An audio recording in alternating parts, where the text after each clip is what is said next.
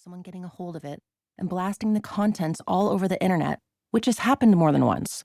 So thank God for Cade, best friend, guardian angel, who went and located the stray phone after I killed my set. And then we all went to the after party Christina and I hosted at the Soho House downtown.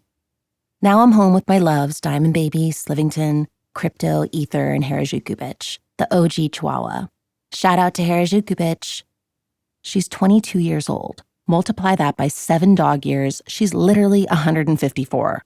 She sleeps 23 hours a day and looks like Gizmo from Gremlins, but she's still here living her best life.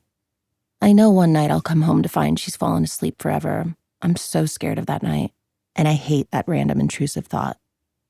Intrusive thoughts are my nemesis, cutting through my joy even when I've been part of an epic event with people who lift me higher than high, and my husband is up in bed waiting patiently for me to take my bath and do my skincare routine, which he knows I never shortcut. From the time my sister and I were little girls, our mom instilled in us the value of skincare.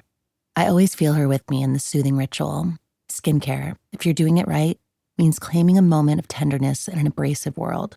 You remove the mask, your brave face, your funny face, your enforcer face, your hard candy coating, and you see yourself cleansed and replenished. And it's like, okay, I'm good. You feel everything so keenly when you've washed your face, like a newborn feels that first sting of fresh air. Kim Kardashian and I were making frittata and French toast coated with frosted flakes for breakfast one morning, and she said, I don't know anyone who parties as hard as you do and looks as good as you do.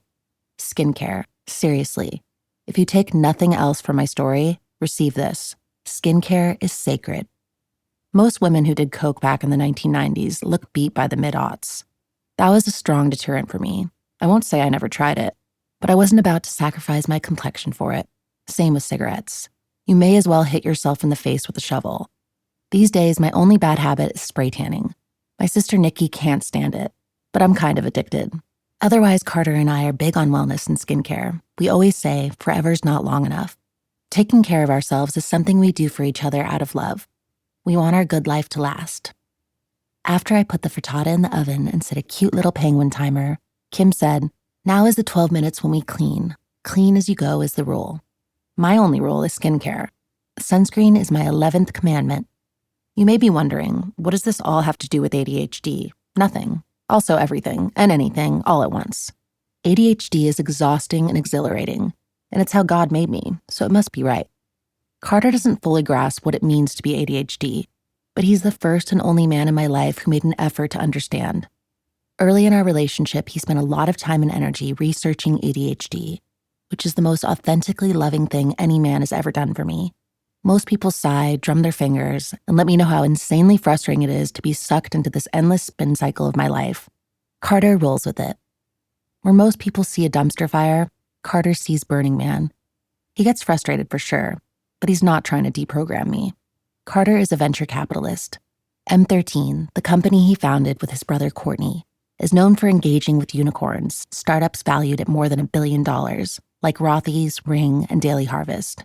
Carter is a unicorn whisperer. He's sentimental and forward-thinking, and he likes to be the boss.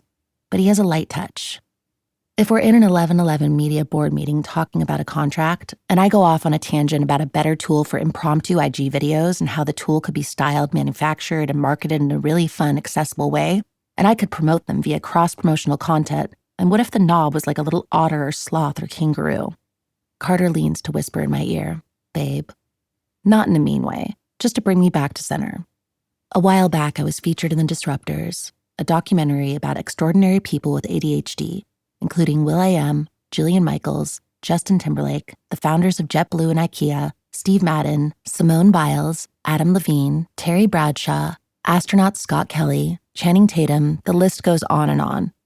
The Disruptors also features Dr. Hollowell and other psychologists and neurologists who've advanced the science of ADHD. The message of the film really flies in the face of the misconceptions and stigma. The structure and function of the ADHD brain are a throwback to a time when you had to be a badass to survive, find food, and procreate. Visual cue. Raquel Welch is the iconic cavewoman queen in 1 million years BC.